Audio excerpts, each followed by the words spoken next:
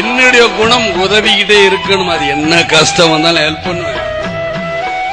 எனக்கு சின்ன வயசுல இருந்து நன்மைகள் செய்துதான் பழக்கமே தவிர எது தீமைகள் செஞ்சலாம் எனக்கு பழக்கம்.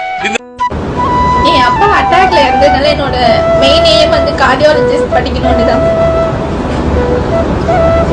தம்பி இருக்கான், என்ன பண்றாரு? அவன் இப்போ 11th படிக்கணும், அம்மாவால படிக்க வைக்க முடியலன்னு சொல்லி மெடிக்கல் ஷாப்ல சேர்த்து வச்சிருக்காங்க.